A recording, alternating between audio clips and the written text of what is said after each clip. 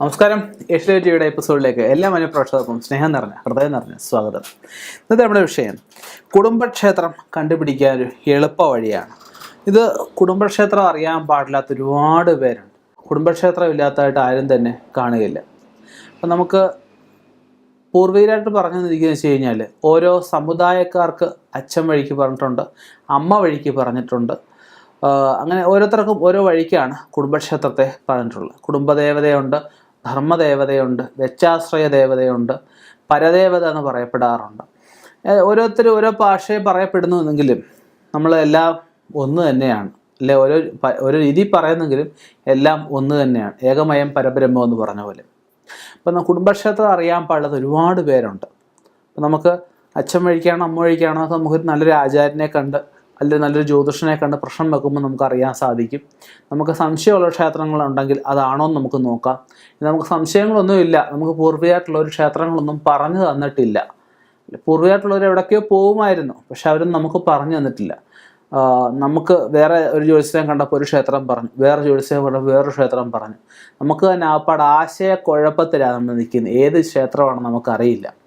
നമുക്ക് ശരിക്കുള്ളത് കണ്ടുപിടിക്കണം. ജ്യോതിഷത്തിന് പറയുന്നത് ധർമ്മദേവത സാധിപ്പൂ കുളിർപ്പൂ തറവാടുകളെന്ന്. ധർമ്മദേവതയെ അറിയാത്തവർക്ക് ചെറിയ ടിപ്പ് ഞാൻ പറഞ്ഞുതരാം. നമുക്ക് ജാതകവശാൽ ഇതിനെ കണ്ടെത്താൻ സാധിക്കില്ല. കവടിപ്രശ്നം നോക്കുമ്പോൾ നമുക്ക് കുടുംബദേവത ഏത് സ്വരൂപമാണ്, ദുർഗയാണോ, ഭദ്രയാണോ, ചാമുണ്ടിയാണോ, വിഷ്ണുവാണോ, ഗണപതിയാണോ, എന്താണ് നമുക്ക് കണ്ടെത്താൻ സാധിക്കും. കണ്ടെത്തിയിട്ട് ആ ദേവതാ സ്വരൂപത്തിൻ്റെ അടുത്തുള്ള കൊടിമരമൊക്കെ ഉള്ള വലിയ മഹാക്ഷേത്രം ഏതാണോ ആ ക്ഷേത്രത്തിൽ നമുക്ക് കുടുംബദേവതയായിട്ട് സങ്കല്പിച്ച് നമുക്ക് പോകാവുന്നതാണ്. ഇനി നമുക്ക് കുടുംബക്ഷേത്രം തന്നെ വേണം നിർബന്ധമാണെങ്കിൽ നമുക്ക് ഈ പറഞ്ഞ കൊടിമരമൊക്കെ ക്ഷേത്രം ഉണ്ടല്ലോ, ആ ക്ഷേത്രത്തിൽ പോയി നമുക്ക് അടുപ്പിച്ച് 11 ദിവസം കുളിച്ചു തൊഴുക. അല്ലെങ്കിൽ വീട്ടിൽ നിന്നായ പോയി കുളിച്ചു തൊഴുത് പ്രാർത്ഥിക്കുക. പ്രാർത്ഥിച്ച് കഴിയുമ്പോൾ നമുക്ക് അടുത്ത 11 ദിവസത്തേക്കുമായിട്ട് ഏത് ക്ഷേത്രമാണെന്ന് കണ്ടെത്താൻ സാധിക്കുമെന്നൊരവസ്ഥ പറയപ്പെടുന്നുണ്ട്. ഇനി നമുക്ക് കണ്ടെത്താൻ സാധിച്ചില്ല എന്ന് വരട്ടെ, നമുക്ക് പുതിയൊരു കാണിക്ക വഞ്ചി വാങ്ങിക്കുക. കുടുംബക്ഷേത്രം എന്നൊരു പേപ്പർ അതിൽ എഴുതി പശ വെച്ച് അതിൽ ഒട്ടിക്കുക. എന്നും നമ്മൾ ഈ പ്രശ്നം നോക്കുമ്പോൾ ഏത് ദേവതയാണെന്ന് കണ്ടെത്താൻ സാധിക്കുമല്ലോ. ആ ദേവതയുടെ മൂലമന്ത്രം ചൊല്ലി ഓരോ നാണയം വീതം ഒരു 12 പ്രാവശ്യം അല്ലെങ്കിൽ 18 പ്രാവശ്യം 21 പ്രാവശ്യം മൂലമന്ത്രം ചൊല്ലി ഓരോ നാണയം ഇതിലിടുക. എന്തായാലും ഭഗവതി പ്രസാദിക്കാതിരിക്കുകയില്ല. ഭഗവതി പ്രസാദിച്ചിട്ട് നമുക്ക് ഭഗവതി ആയാലും ഭഗവാനായാലും ആരായാലും ആ ക്ഷേത്രം നമുക്ക് സ്വപ്ന ദർശനത്തിലൂടെ കാണിച്ചു തരുന്നൊരവസ്ഥ പറയാറുണ്ട്. ഇതൊക്കെ നമുക്ക് നമ്മുടെ ആചാര്യന്മാർ പറഞ്ഞു തന്നിരിക്കുന്ന കാര്യങ്ങളാണ്. ഞാൻ എൻ്റെ കയ്യിൽ നിന്ന് വ്യക്തിപരമായിട്ട് പറഞ്ഞിരിക്കുന്നതല്ല. നമുക്ക് ഈ സ്വപ്ന ദർശനത്തിലൂടെ നമുക്ക് ക്ഷേത്രം ഏതാണ്, ഇപ്പം ഉദാഹരണം, ഇപ്പം ഞാൻ കേരളത്തിലെ മിക്ക ക്ഷേത്രങ്ങളിലും പോയിട്ടുണ്ട്.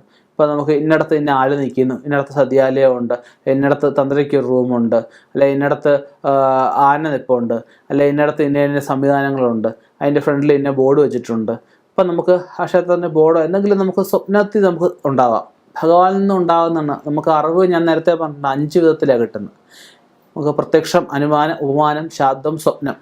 ഇതിൽ ഏതെങ്കിലും വിധത്തിൽ നമുക്ക് ഈ വഞ്ചി നിറയുന്നതിന് മുമ്പായിട്ട് നമുക്ക് കുടുംബക്ഷേത്രം കണ്ടുപിടിക്കാൻ സാധിക്കും. അപ്പം ഞാൻ ഈ പറഞ്ഞ മാർഗ്ഗങ്ങളൊക്കെ കുടുംബക്ഷേത്രം കണ്ടുപിടിക്കാനുള്ളതാണ്. ഇനി നമുക്ക് ഒറ്റാശി പ്രശ്നം, കുടുംബ പ്രശ്നമായിട്ടൊക്കെ നമ്മൾ പ്രശ്നം വെക്കുമ്പോൾ നമുക്കതിൻ്റെ സ്ഫുടമൊക്കെ എടുത്ത് ഗണിക്കുമ്പോൾ നമുക്കറിയാൻ പറ്റും ഏത് ദിക്കിൽ നിന്ന് വന്ന ദേവതയാണ്, എങ്ങനെയുള്ള ദേവതയാണ്. ചിലയിടത്ത് മുതലപ്പുറത്ത് പോകുന്ന ദേവിയായിട്ട്, ചിലയിടത്ത് കുതിരപ്പുറത്ത് പോകുന്ന ദേവിയായിട്ട്. അപ്പം അങ്ങനെ ഏത് സ്വരൂപത്തിൽ ഏത് കാലഘട്ടത്തിൽ വന്ന ദേവതയാണെന്ന് നമുക്ക് കണ്ടെത്താൻ സാധിക്കും. അപ്പം അങ്ങനെ നമുക്ക് ആ ദേവതയെ പ്രീതിപ്പെടുത്തിയാൽ മതിയാവും. അപ്പോൾ ആ ദേവതയുടെ ഇന്ന ദേശത്തുള്ള ഇന്ന കാര്യങ്ങളൊക്കെ ഉള്ള ക്ഷേത്രമെന്ന് ലക്ഷണമൊക്കെ കൂടെ നമ്മൾ കണക്കാക്കി പറഞ്ഞു കഴിയുമ്പോൾ ആ ദേശത്ത് ചെല്ലുമ്പോൾ അങ്ങനെ ഒരു ക്ഷേത്രം ഉണ്ടാവും. അത് അങ്ങനെ നമുക്ക് കുടുംബക്ഷേത്രം കണ്ടുപിടിക്കാൻ സാധിക്കും. അങ്ങനെയായി നമുക്ക് കുടുംബക്ഷേത്രം കണ്ടുപിടിക്കാൻ സാധിക്കുന്നതാണ്. താമ്പൂല പ്രശ്നത്തിലൂടെ നമുക്ക് കുടുംബക്ഷേത്രം കണ്ടുപിടിക്കാൻ സാധിക്കുന്നതാണ്. അങ്ങനെ കുടുംബക്ഷേത്രം കണ്ടുപിടിക്കാൻ അനേകം വഴികളുണ്ട്.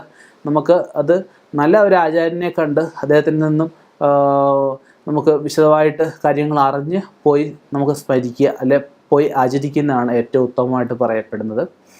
ഞാനീ പറഞ്ഞ ചെറിയ രീതിയിലുള്ള കാര്യങ്ങൾ ചെയ്ത് നോക്കാം. എന്നിട്ട് നിങ്ങൾക്ക് തെളിയുന്നില്ല എങ്കിൽ ആചാര്യനെ കണ്ട് ആചാര്യൻ്റെ പ്രശ്നമായിട്ട് ചിന്തിച്ച് നമുക്കത് എന്തെങ്കിലും ദോഷങ്ങൾ കുടുംബദേവതാ സ്ഥാനത്തിനോടൊക്കെ പരിഹരിച്ച് മുന്നോട്ട് പോകാവുന്നതാണ്.